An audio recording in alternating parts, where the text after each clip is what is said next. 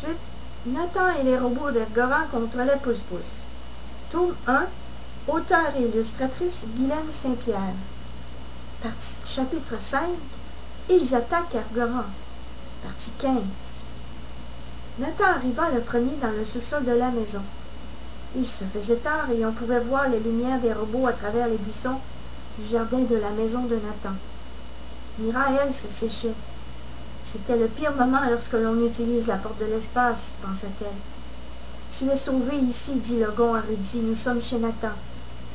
Le gond déposa Rudy sur le plancher et il se leva. Merci, cher frère. Nous sommes encore heureux de pouvoir être capables de nous défendre, dit Rudy. Il est temps de savoir ce qu'ils ont fait comme dommage ici, dit-il.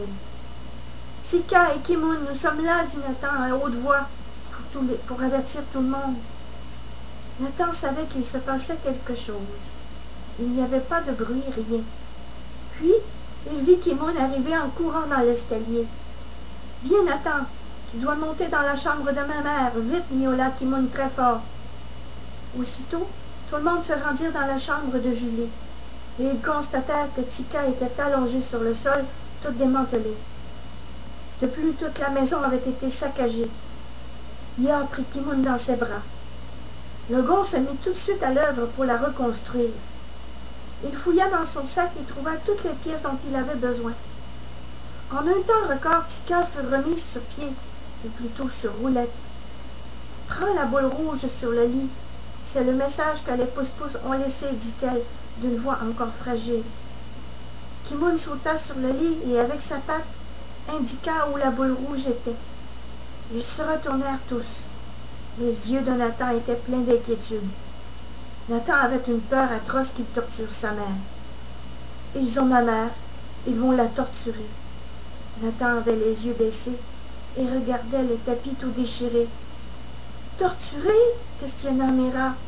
Elle se mit elle aussi à pleurer d'énervement. Nathan s'approcha, s'essuya les yeux et posa la main sur la boule rouge qui se souleva du lit et s'ouvrit en 4 morceaux. Une image 3D aperçue.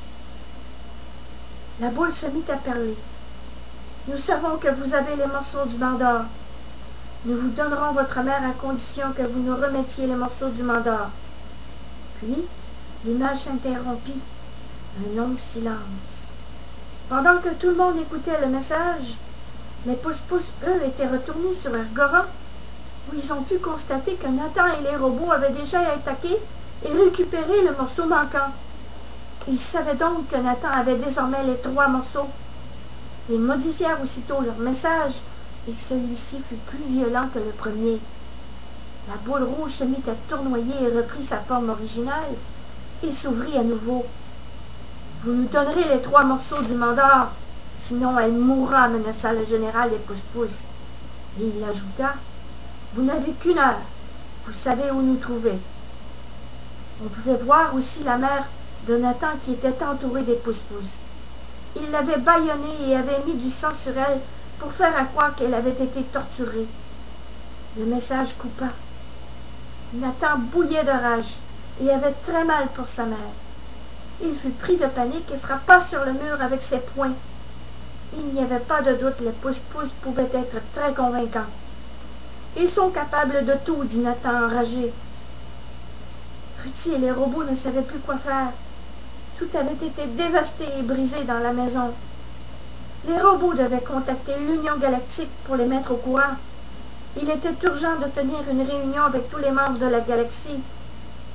Lorsque Nathan et les robots prirent contact avec l'Union Galactique, la boule rouge, elle, enregistrait toutes les coordonnées sans que Nathan et les autres s'en aperçoivent. La boule rouge avait espionné tout ce qu'il se faisait et tout ce qu'il se disait. Les Pousse-Pousse obtinrent donc, au grand malheur, toutes les coordonnées de l'Union Galactique.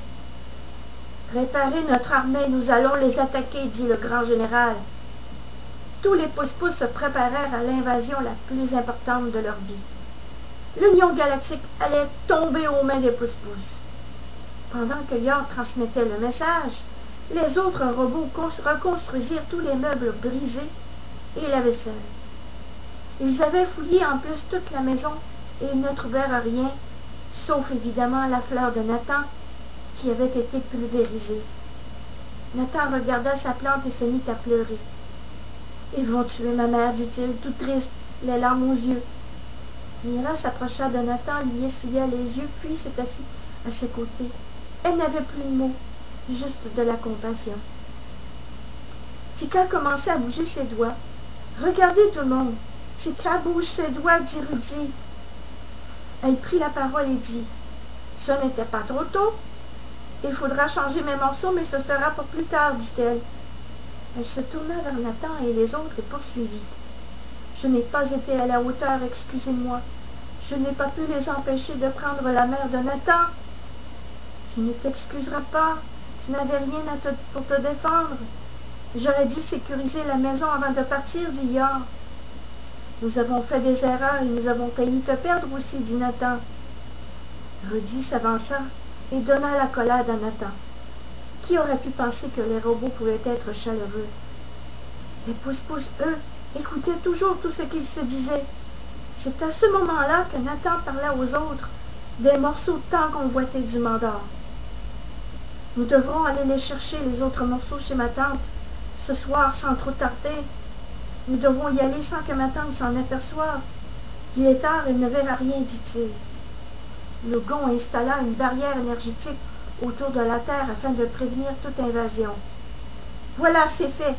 J'ai installé une barrière énergétique. De cette manière, les pousse-pousse auront beaucoup de mal à la traverser, dit le Gon. » Dans le vaisseau des pousse-pousse, c'était l'euphorie totale. « Le mandor, dit le chef des pousse-pousse. Nous allons enfin la voir. » Il se mit à rire très fort en se frottant les mains. « Les morceaux manquants sont chez la tante Gilda, dit le général. Ils vont nous conduire vers l'endroit secret et nous les surprendrons. Nous les vaincrons tous. » Ha ha ha ha ha ha, riait le pousse-pousse. Ha ha ha.